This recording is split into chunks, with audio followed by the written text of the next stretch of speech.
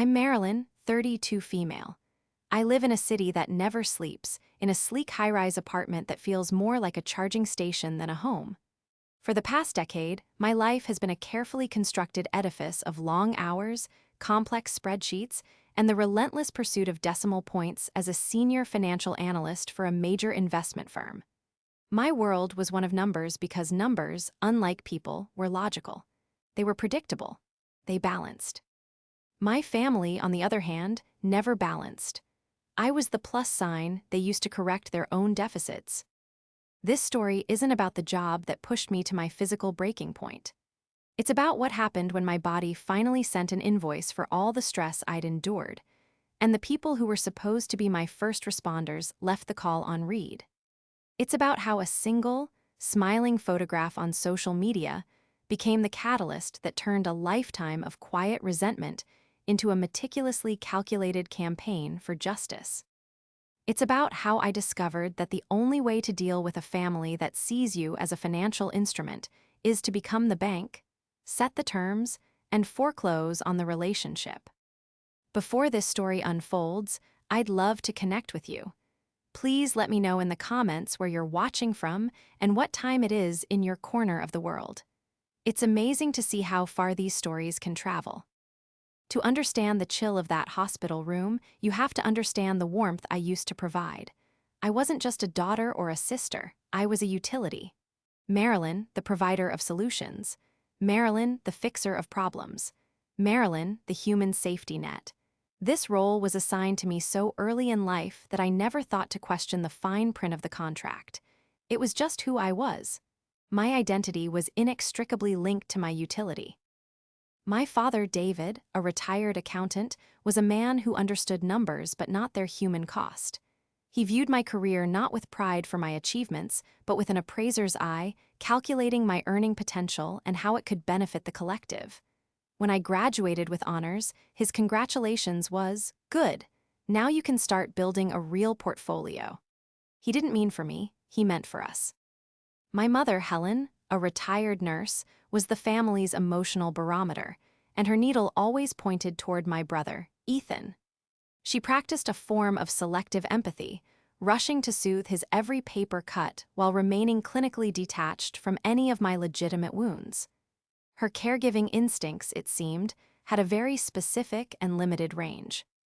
Ethan was the sun around which my parents orbited. 2 years my senior, he had coasted through life on a wave of charm and my parents' unwavering belief in his potential. He was a real estate agent who was fantastic at selling the dream but terrible at managing the reality. His life was a series of almosts and so closes, each one followed by a call to me. 3 years ago, he wanted to buy a house with his then-girlfriend, now wife, Sophia. It was a beautiful home, far beyond his means, but Sophia had her heart set on it. Ethan called me, his voice a practiced blend of desperation and brotherly affection. "Maz," he'd said, using the nickname he only dusted off when he needed something, "we're just a little short on the down payment. The bank is being tough. You know how it is."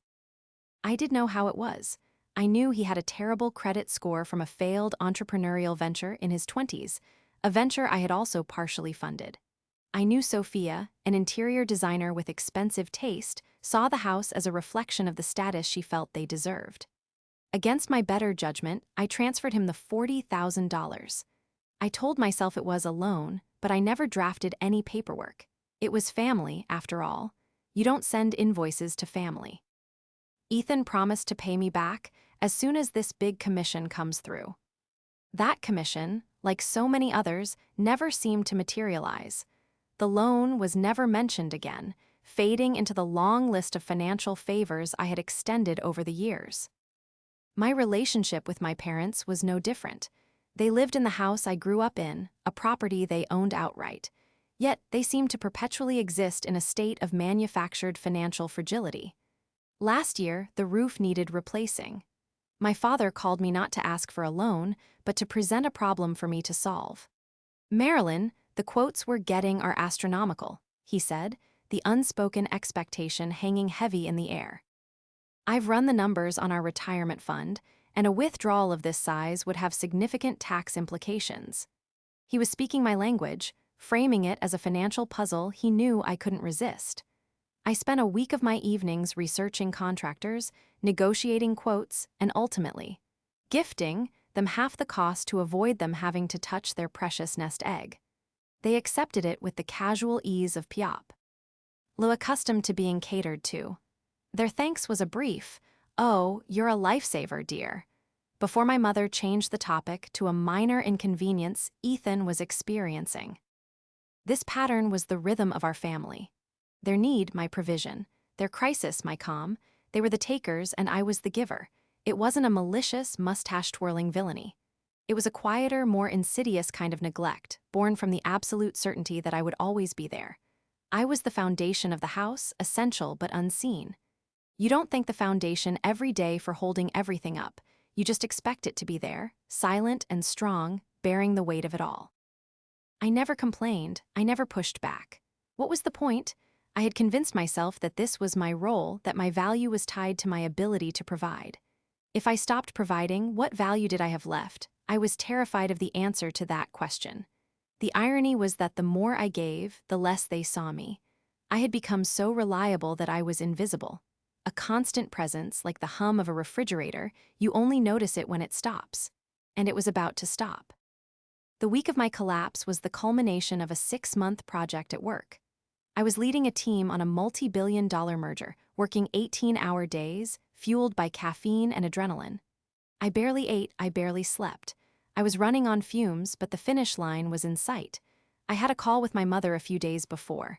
I mentioned how tired I was, how I couldn't wait for the project to be over. Her response was distracted. "Oh, that's nice, dear. Listen, can I ask you a quick question?" Ethan is thinking of refinancing their mortgage, and he was wondering. I zoned out. She didn't hear the exhaustion in my voice. She only heard the pause where she could insert her own agenda.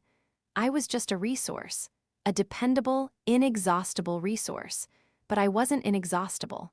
I was a column buckling under too much pressure, and the first hairline cracks were beginning to show. The human body has a way of demanding what it's due.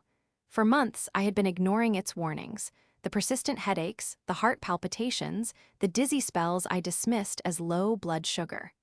On that Tuesday afternoon, it decided to collect the debt in full. I was standing in front of the boardroom, walking my team through the final slides of our presentation. The numbers on the screen began to swim, blurring into meaningless squiggles of light. A cold sweat beaded on my forehead, and the voice of my colleague, Jessica, faded as if coming from the end of a long tunnel. "Marilyn, are you okay?" she asked, her voice laced with concern. I opened my mouth to say I was fine, but the words wouldn't come. The floor seemed to rush up to meet me, and the world dissolved into a silent, featureless black.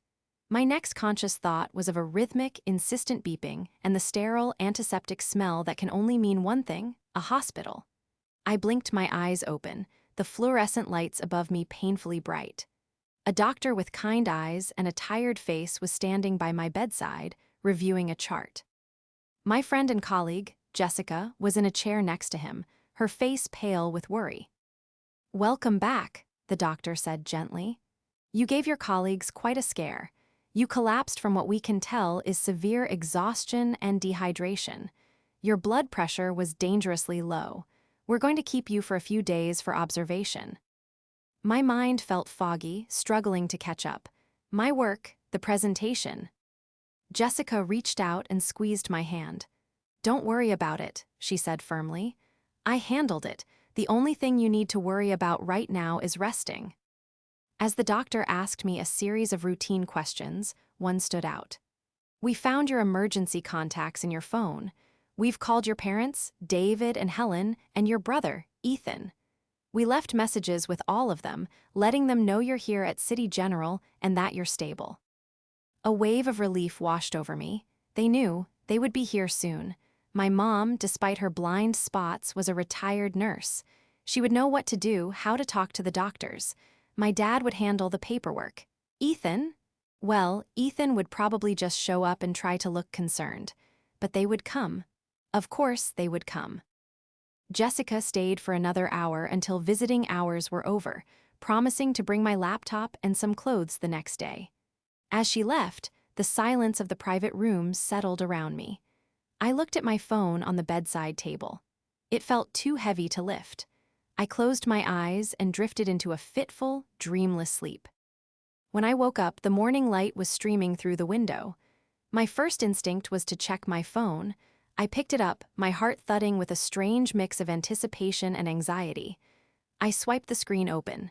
Nothing, no missed calls, no text messages. Not from Mom, not from Dad, not from Ethan. I check. D again, making sure my phone was getting a signal. Full bars. I opened my call log. The last calls were from Jessica and my office manager. Nothing from my family. A knot of unease tightened in my stomach. It had been over 12 hours since the hospital had called them. Maybe they were driving and hadn't checked their messages, but all three of them, it didn't make sense. My parents were retired, they were almost always home. Ethan was glued to his phone for work. I tried to rationalize it. Maybe they were on their way. Maybe they were trying to give me space to rest. Excuses. Thin, flimsy excuses that did nothing to quiet the growing dread.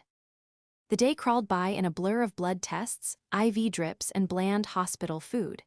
Every time the door to my room opened, my head would snap up, expecting to see a familiar face. It was always a nurse or an orderly.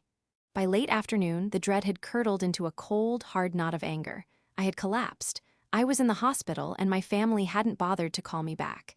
They hadn't even sent a simple text. Heard what happened. Are you okay? The silence was deafening. It was an active choice. They had received the message and had chosen to ignore it.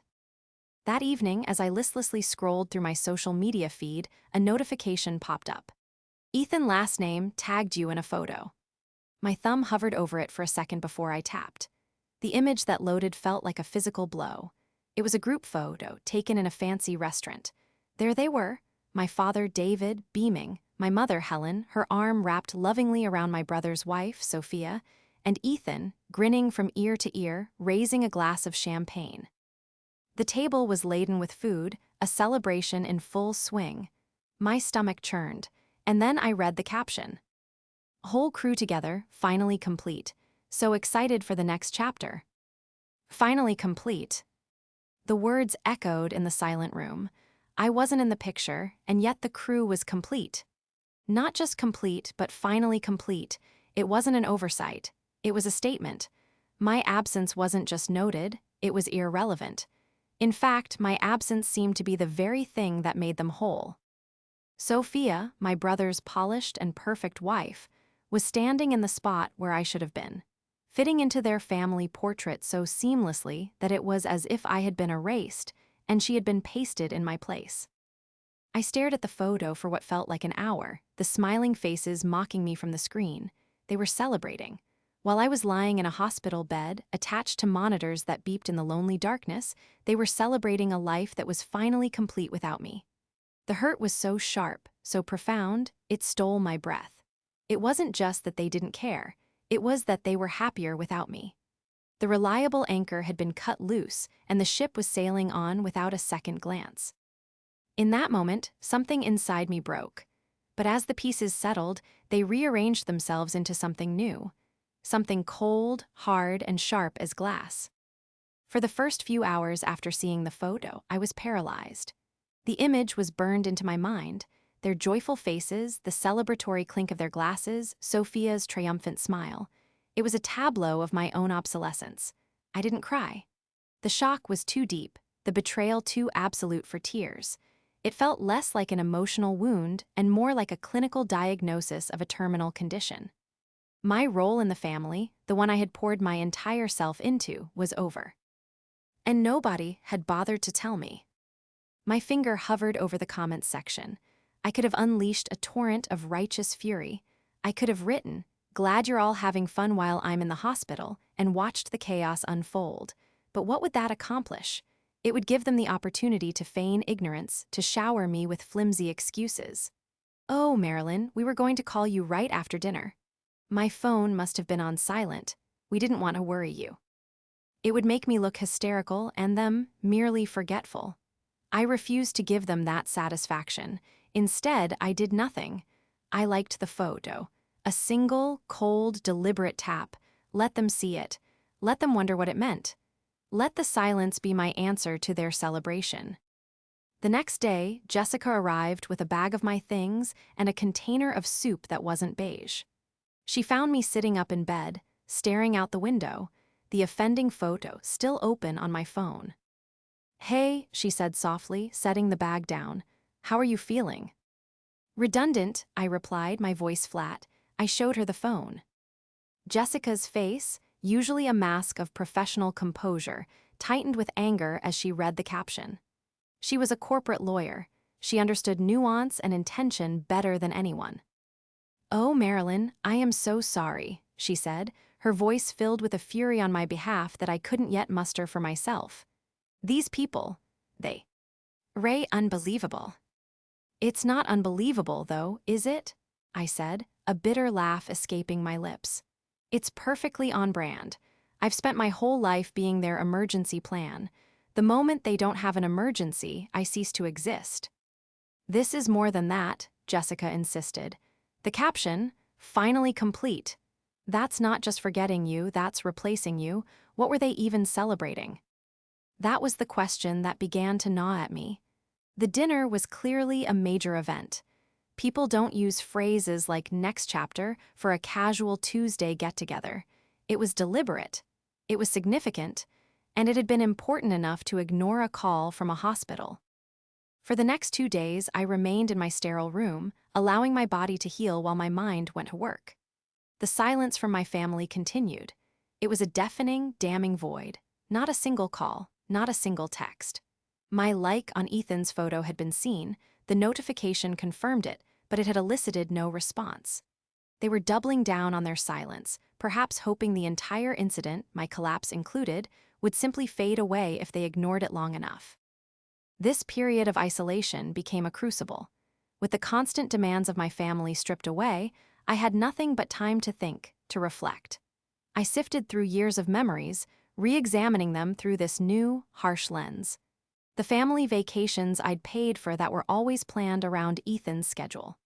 The birthday parties where my gifts were accepted with polite thanks, while Ethan's were met with rapturous praise. The countless times I had canceled my own plans to help one of them with a crisis that was usually of their own making. I remembered one Christmas about 5 years ago. I'd been working on a massive year-end project and was utterly exhausted. All I wanted was a quiet holiday, but Ethan had just been dumped and my mother called me in a panic. "You have to come home, Marilyn. Your brother needs you." So I drove 6 hours in a snowstorm to be there. I spent the entire holiday break counseling Ethan, taking him out, and generally propping up his ego.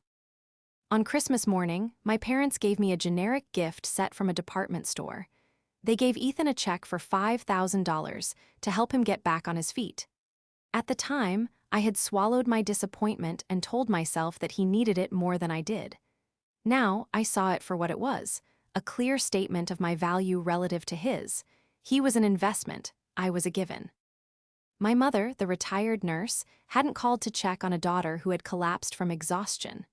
My father, the retired accountant, hadn't called to inquire about the potential medical bills. My brother, the center of their universe, had tagged me in a photo celebrating my exclusion.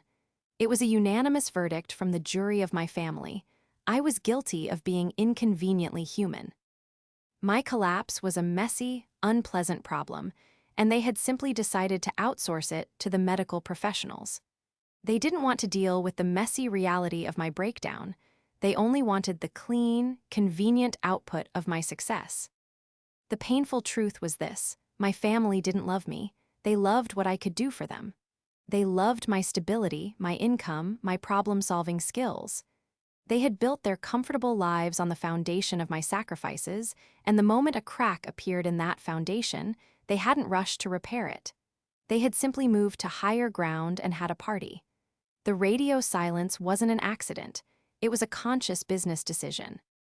I was a bad asset, a depreciating investment, and they were cutting their losses. And as I sat there, the IV dripping steadily into my arm, I realized I had to make a business decision of my own. I had to liquidate the portfolio. On the 4th day of my hospital stay, the silence shattered. It didn't break, it exploded. I was sitting with a nutritionist discussing a diet plan to manage stress when my phone, sitting on the bedside table, began to vibrate violently. It was a call from my brother Ethan. I ignored it. A minute later, it rang again. Ignored. Then a call from my mother. Ignored. Then my father. Ignored. Over the next hour, my phone became a relentless beacon of their panic. A barrage of calls, one after another, from all three of them. When they realized I wasn't picking up, the text started. Ethan, Marilyn, call me. It's an emergency. Mom, Marilyn, honey, we need to talk to you. Please answer your phone. Dad, Marilyn, call home immediately. It's urgent. The tone was so different from their usual casual entitlement. This was raw, undiluted desperation. But there was a glaring omission in every single message. Not one of them asked how I was. Not one of them mentioned my health or the fact that I had collapsed and was in the hospital. Their world was on fire, and they had just remembered I was the one who always held the fire extinguisher. Jessica.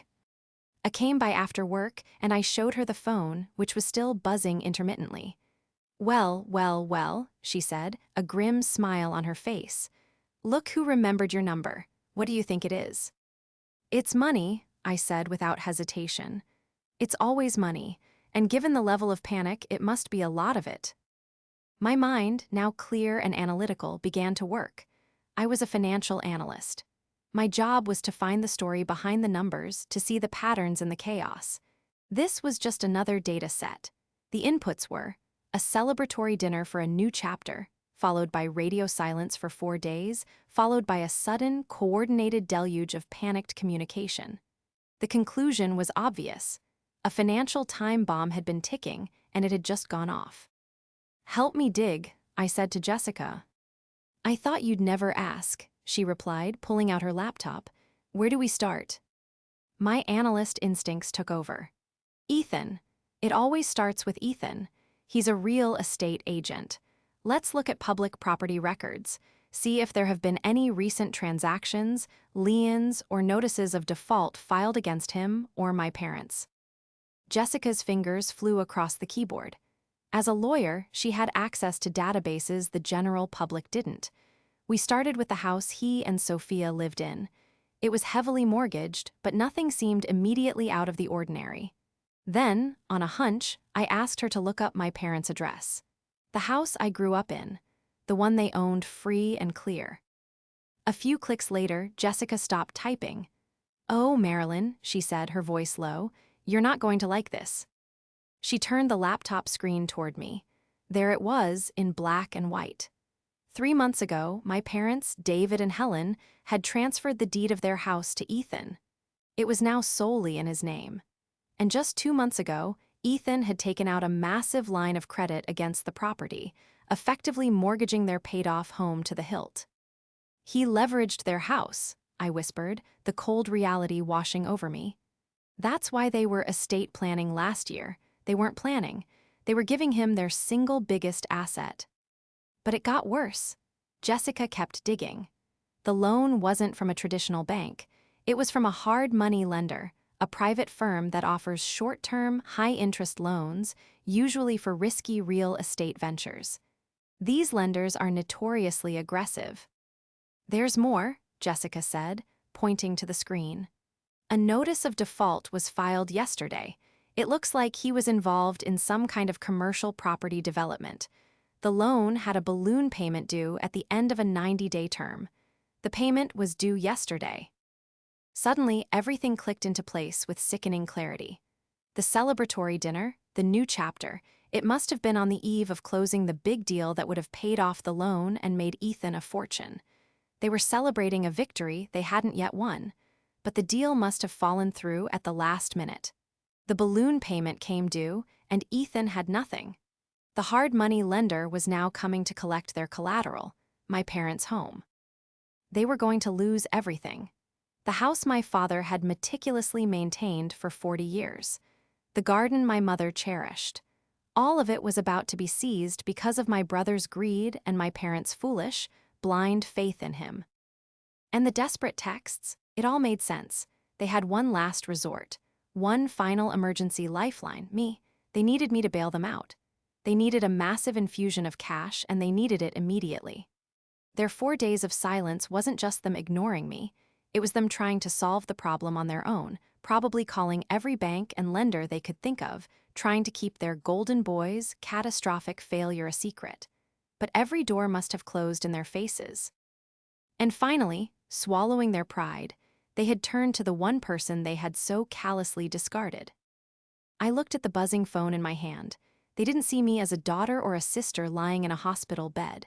They saw me as an untapped line of credit, a lender of last resort. The anger I felt was so pure, so clarifying, it felt like a jolt of energy. They had made the biggest financial miscalculation of their lives, and my father, the retired accountant, and my mother, the doting enabler, had co-signed the disaster. They thought this was their darkest hour. They had no idea. I was about to show them what a real bottom line looked like. The plan began to form in my mind with the cold, detached precision of a financial projection. This would not be an emotional confrontation. It would be a corporate restructuring of a failing entity, my family. For years, I had been their angel investor, pouring capital into a business with no returns, no gratitude, and no equity. Now, I was going to transition into the role of a vulture capitalist. I would save the company from liquidation, but on my terms. I would strip it of its toxic assets and take controlling interest. The first step was to let them stew. I put my phone on silent and instructed the nurses that I was not to be disturbed. I needed to focus, and I needed them to reach a state of absolute, rock-bottom desperation. Their panic was my leverage, and I intended to maximize it. I spent the next 24 hours with Jessica, who had shifted seamlessly from concerned friend to formidable legal counsel.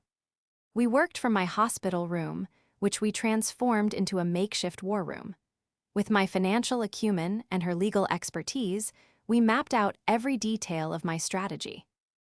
Okay, so the lender is a private firm, Apex Capital Holdings, Jessica said, reading from her screen. They're known for being ruthless. They won't negotiate with Ethan. They'll just foreclose and sell the property as quickly as possible. The outstanding balance, including penalties and fees, is, wow, it's $450,000. A staggering amount. Ethan had gambled big, and he had lost spectacularly. I have that, I said quietly. Not in liquid cash, but between my investment portfolio and my emergency savings, I could access it. It would gut my finances, the nest egg I had worked so tirelessly to build for my own future. But I wasn't going to just give it to them. Here's the plan, I began, my voice steady.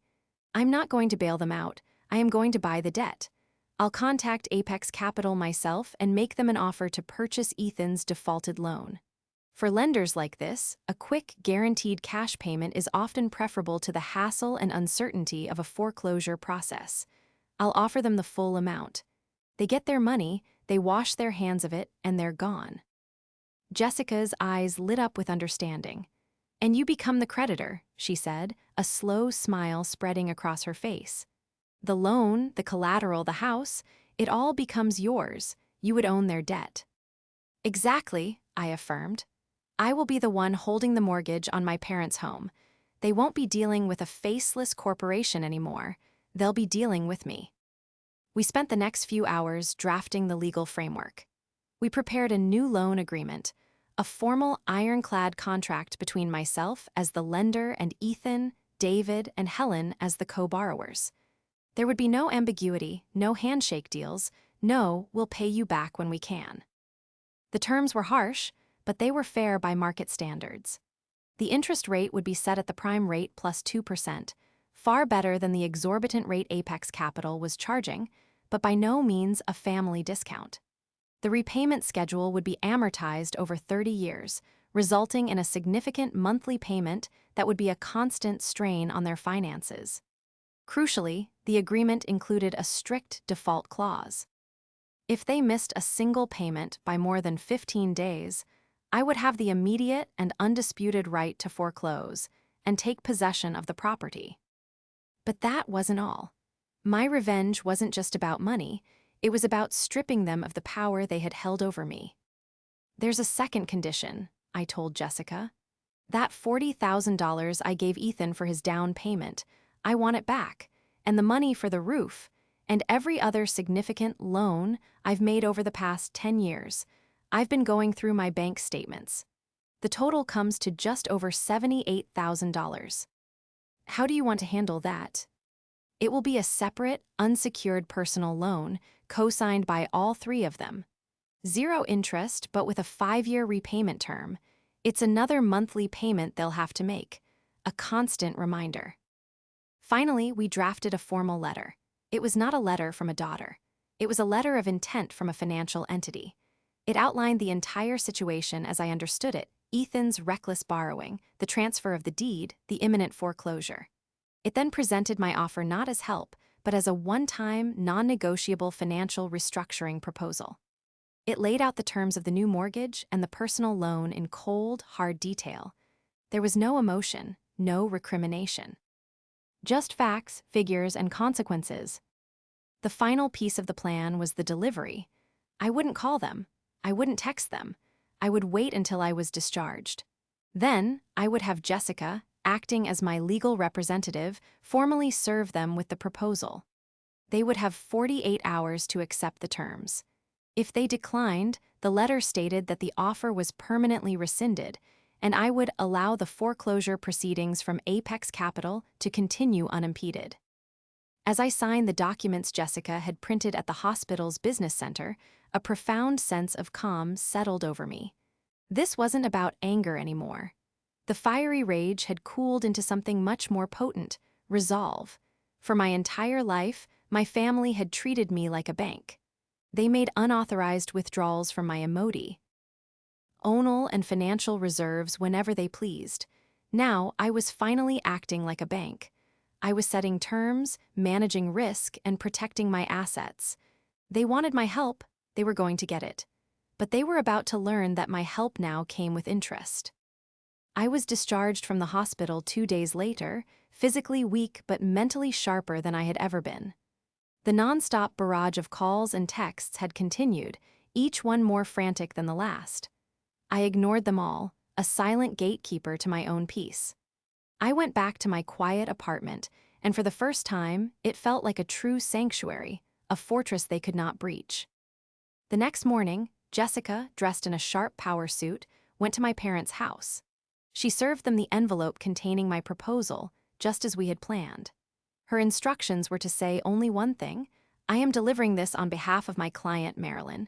You have 48 hours to respond with your decision to the email address provided. Then she turned and left, leaving them standing in the doorway with the stark white envelope that held their future. The fallout was immediate. The 48-hour deadline was apparently an invitation for a complete meltdown. My phone, which had been on silent, lit up with a continuous stream of notifications. They tried calling Jessica, but she, following my instructions, did not answer. Their only channel of communication was the designated email address, a formal line I had created specifically for this purpose. For the first 24 hours, they did not use it. They tried every other method to bypass the system I had created, reverting to their old tactics of emotional appeals and manufactured urgency. It was only when they realized their old keys no longer fit the locks that the first email arrived. It was from my father. Subject: urgent family matter. Marilyn, this is ridiculous. We are your family. Pick up the phone and let's talk about this like reasonable people. Your mother is a mess. What you are proposing is cruel and heartless. We need to speak to you now. I read the email and felt nothing but a distant sense of validation. They still didn't get it. They still thought their feelings were the most important variable in the equation. I had Jessica reply with a canned response we had prepared. Dear Mr. Last Name, this is a time-sensitive financial matter. The terms of the proposal are non-negotiable. Please indicate your acceptance or refusal of the terms via email before the deadline of 5:00 p.m. tomorrow. Failure to do so will be considered a refusal. The cold formality of the email must have finally broken through their denial. The next 24 hours were filled with a series of increasingly desperate emails. My mother wrote one appealing to my sense of love and duty. Ethan sent one full of blustering rage, accusing me of taking advantage of them in their moment of need. The irony was apparently lost on him. My father sent another, trying to poke holes in the financial structuring, an accountant's last-ditch effort to regain control. I ignored them all. With 4 hours to go before the deadline, the final email arrived. Subject: we accept. It was just 2 words. The surrender was complete. That evening, I arranged the conference call. It was time for the confrontation, but it would be on my turf by my rules. I had Jessica on the line with me. When Ethan, my father, and my mother joined, the line was thick with a tense, resentful silence. "Hello," I said, my voice calm and even. "Marilyn," my father started, his voice strained. "Before we discuss this legal nonsense, your mother and I want to say that we were very worried about you." It was the first time any of them had mentioned my collapse. It was a transparently weak and manipulative opening gambit. "Were you?" I asked, my tone flat. "Were you worried when you got the call from the hospital and didn't respond for 4 days? Were you worried when you were posting pictures of your complete crew celebrating at a restaurant?" A silence. "We were going to call," my mother stammered. "It was just a very stressful time." "It was a stressful time for me as well," I cut in, my voice losing its calm and gaining a hard edge. "I was in a hospital bed, alone, wondering if the people who were supposed to be my emergency contacts even cared if I was alive. And I got my answer. You didn't, not until you needed my money." "That's not fair," Ethan exploded. "We had a lot going on. You have no idea what we've been dealing with." "Oh, but I do, Ethan," I said, and I could almost feel him flinch on the other end of the line. "I know about Apex Capital. I know about the defaulted loan. I know you mortgaged our parents' house for a get-rich-quick scheme and lost it all. And I know that you all lied about it and came to me only when you had no other options left. You didn't come to me for help. You came to me for a bailout." I let the accusation hang in the air. Jessica then too. "K over," her voice the epitome of professional authority. "My client, Marilyn, has offered you a solution that will prevent you from losing your home," she stated. "It is the only solution on the table. The documents for the transfer of debt and the new loan agreements will be sent to you by courier tomorrow. You will sign them in the presence of a notary. Once the paperwork is signed and the debt is officially transferred to Marilyn's control, she will consider the matter closed from a personal standpoint." "Personal standpoint?" my mother cried, her voice cracking. "How can you do this to your own family? We raised you, we love you." This was the moment. The final, desperate pull on the emotional strings I had spent a lifetime allowing them to play. "No, Helen," I said, using her first name for the first time in my life. The disrespect was intentional. "You didn't love me. You loved my utility. You loved having a daughter who was a high-earning, low-maintenance problem solver, a daughter who would fund your lives and ask for nothing in return. But that daughter doesn't exist anymore. She died in that hospital room when she saw that photograph." I took a deep breath. "From now on, this is our relationship. I am your creditor. You are my debtors. You will make your payments on time every month. Jessica will be your point of contact. Do not call me. Do not text me. Do not email me. Is that understood?" The only response was the sound of my mother's quiet sobbing. "Is that understood?" I repeated, my voice like ice. "Yes," my father finally choked out. "Good," I said, then I hung up the phone. The aftermath of that phone call was not dramatic or explosive. It was defined by a profound and resolute silence. The signed and notarized documents arrived at Jessica's office 2 days later, as instructed. The transfer of debt from Apex Capital was executed flawlessly. I was now, officially, the holder of the mortgage on the home I grew up in. The first payments for both the mortgage and the personal loan were scheduled for the first of the following month. True to my word, I severed all direct contact. I blocked their numbers. I blocked them on every social media platform. I created a new, private email address and gave it only to my closest friends. My communication with my former family was now entirely transactional, filtered through Jessica and monthly automatic bank transfers. Every month on the first, two deposits appeared in my account. One was labeled mortgage payment, the other, personal loan repayment. Each one was a quiet, digital reminder of the new order. They were no longer family obligations, they were financial ones. The first few months were strange. I felt a phantom limb-like sensation, an echo of the constant responsibility I used to feel. I would find myself thinking, I should call Mom and see how she's doing, before remembering that I couldn't, and more importantly, that I didn't want to. The habit of being their anchor was deeply ingrained, and it took time to unlearn a lifetime of conditioning. My friend Jessica was my rock through this transition. She helped me navigate the legal and emotional complexities, celebrating each small victory with me. One of the biggest victories came when I realized how much mental energy was freed up now that I wasn't constantly on standby for their next crisis. My work improved. I was more focused, more creative. My superiors noticed, and I was offered a promotion to vice president, a position I had been working towards for years but had felt was just out of reach. With my newfound free time and peace of mind, I started investing in myself.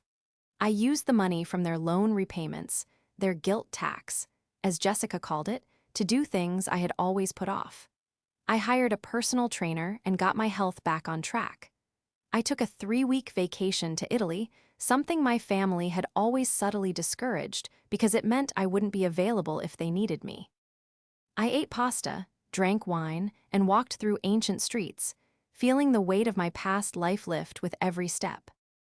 I reconnected with old friends and made new ones, building a chosen family based on mutual respect and affection, not obligation.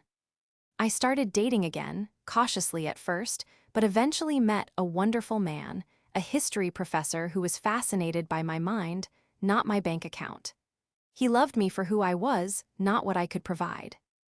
About a year after the phone call, Jessica forwarded me a message that had come through the official email channel.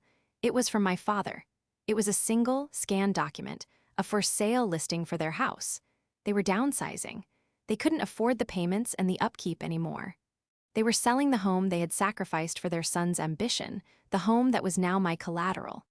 The email included a formal request for me, as the lien holder, to approve the sale, which of course I would. The proceeds would pay off mortgage in full. I felt a brief pang, not of sadness, but of nostalgia for a childhood that was now well and truly over. Then, I felt a wave of profound relief. The sale of the house would be the final severing of our last legal and financial tie. I authorized Jessica to approve the sale.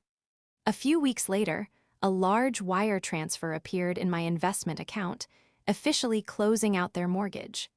The smaller personal loan payments continued to arrive each month like clockwork, a dwindling reminder of a debt being settled. My life now is unrecognizable from what it was before the collapse. My apartment is no longer just a charging station. It's a home filled with light, laughter, and friends. My work is challenging and rewarding, a source of pride, not a catalyst for burnout. I am building a future on my own terms, a foundation of my own making. Sometimes I wonder what they think, my former family. I imagine them in their smaller condo, their lives diminished by their own choices. Do they regret it? Do they understand? I honestly don't know, and I've realized I don't need to. Their validation is no longer the currency I trade in. I traded a toxic, one-sided obligation for a life of freedom and peace. It was the most profitable transaction I have ever made. They wanted a complete crew, and in the end, they got their wish. And by cutting me out, they finally allowed me to become whole.